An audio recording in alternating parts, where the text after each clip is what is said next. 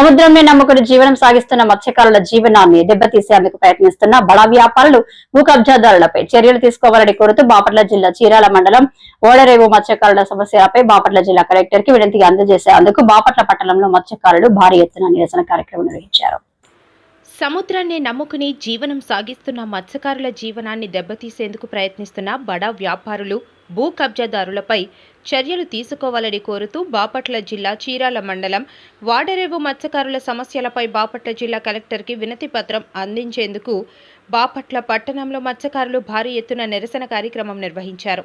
ఈ సందర్భంగా వారు మాట్లాడుతూ సీమౌత్ భూదందా మాఫియా వల్ల తమ జీవనోపాధి కోల్పోతున్నామని, మా జీవన ఉపాధి కోల్పోవడానికి కొంతమంది పెద్దలు వాళ్ళ అండదండలతో బుర్ల వెంకట్రావు అనే వ్యక్తి తమ జీవనోపాధికి సీమౌత్కు వెళ్లే మార్గమును మూసివేసి పెద్ద పెద్ద రాళ్లు తీసుకొచ్చి తమ బోటులకు అడ్డంగా వేస్తూ తమ జీవనోపాధిని కోల్పోయే విధంగా చేస్తున్న వారిపై వెంటనే చర్యలు తీసుకోవాలని ప్రభుత్వాన్ని విజ్ఞప్తి చేశారు.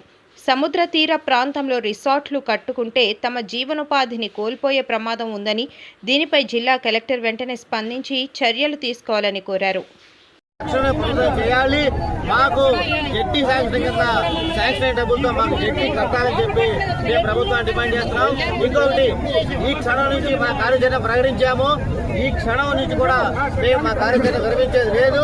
ప్రభుత్వం దిగొచ్చే వరకు కూడా మేము ఈ దీక్షను మేము విరమించుకోవాలని కూడా ఈ సందర్భంగా తెలియజేస్తాం. ఈ పడవలు సముద్రంలో రాకుండా ఒక నియంత్రణ అడ్డుకట్టలు వేసి పంటలు తోలి గందరగోళం చేస్తున్నారు. దీన్ని పరిష్కరించమని చెప్పి గత 3 నెలల నుంచి ఉద్యమం చేస్తుంటే ఇప్పటికీ గవర్నమెంట్ ఈ చిన్న సమస్యలు పట్టించుకోవడానికి కారణం ఏంటంటే ఇక్కడ అధికార పక్షానికి సంబంధించిన ప్రజాప్రతినిధులు ఎవరైతే ఈ సమస్యని క్రియేట్ చేశాడో అతనికి మద్దతు ఇవ్వడం వల్ల వేలాది మంది ఈ మత్స్యకారుల యొక్క జీవితాలని పట్టించుకోవటం లేదు.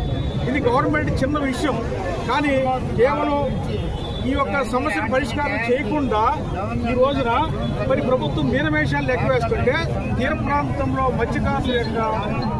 మత్స్యకారులకు ఒక అశాంతి ఏర్పడింది ఈ రోజున. కాబట్టి ఈ అశాంతిని పరిష్కరించేసిన బాధ్యత ముఖ్యమంత్రి మీద ఉన్నది, అలాగనే పవన్ కళ్యాణ్ గారి మీద ఉన్నది. మరి వీళ్ళిద్దరూ కూడా పట్టి పట్టినట్టు ఉన్నారంటే దీనికి కారణం ఏంటి? మీకున్నటువంటి బాపట్ల ఎమ్మెల్యే కానివ్వండి, చీరాల ఎమ్మెల్యే కానివ్వండి, వీళ్ళిద్దరూ ఇప్పటికైనా చొరవ తీసుకోండి. ఈ ప్రజలు మీకు వ్యతిరేకంగా ఈ రోజు మాట్లాడుతూ ఉన్నారు. ఎందుకంటే ఒక రీఎలక్టర్ కోసం వేలాది మంది ఈ మత్స్యకారుల జీవితాలను మీరు ఎందుకు మరి అన్యాయం చేస్తారనేటువంటి విషయం ప్రజలు అడుగుతున్నారు. కాబట్టి ప్రజలు అడుగుతున్నటువంటి మత్స్యకారులు అడుగుతున్నది ఏం లేదు, ఒకే ఒక సమస్య, సిఆర్జెడ్ నిబంధనలు మీరు అమలు చేయమని. గవర్నమెంట్ ఒకే ఒక అడ్డుపడి సిఆర్జెడ్ నిబంధనలు అమలు చేయమని చెప్పినప్పుడు దాన్ని చేయటం అనేటువంటిది అది మీ బాధ్యత. కానీ సిఆర్జెడ్ నిబంధనలు అనేటువంటి మత్స్యకారులకు ఉపయోగపడే విధంగా అమలు చేయాలనేటువంటిది ఆ చట్టం వచ్చింది. మరి దాన్నే పరిష్కారం చేయకపోతే ఏ సమస్య పరిష్కారం చేస్తారు?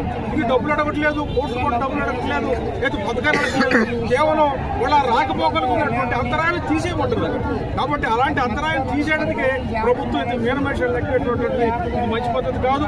కాబట్టి మత్స్యకారుల యొక్క జీవితాలను ఇప్పటికైనా బాగు చేయడానికి మీరందరూ కూడా ప్రభుత్వం కృషి చేయాలని, లేకపోతే ప్రభుత్వం యొక్క వ్యతిరేకత మీరు థ్యాంక్ యూ. 3 నెలలుగా మేము మాకు ఏదైతే 20,000 జనాభా ఉన్నటువంటి 9 గ్రామాల మత్స్యకారులు అందరూ కూడా మరి ఏదైతే ఉందో వెంకట్రావు అనే వ్యక్తి మేము రాకపోకలు సాగించే ఒక 1000 బోట్లు, అంటే సుమారు 20,000 మంది 1000 బోట్లు ఆ చీమూతి నుంచి మేము రాకపోకలు చేస్తున్నాం. జీవనోపాధి నగరం నుంచి మేము సాగిస్తూ ఉంటాం.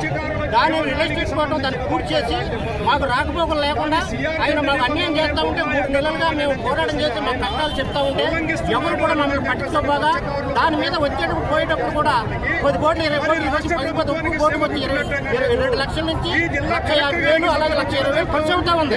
ఈ 3 నెలల్లోనూ 30 కోట్లు పగిలిపోయినాయి. దాని గురించి కూడా ఆలోచన లేకుండా మేము ఎదుగు నష్టపోతున్నాం. రాకపోకల్లో ఇలా ఇబ్బందులు జరుగుతున్నాయి.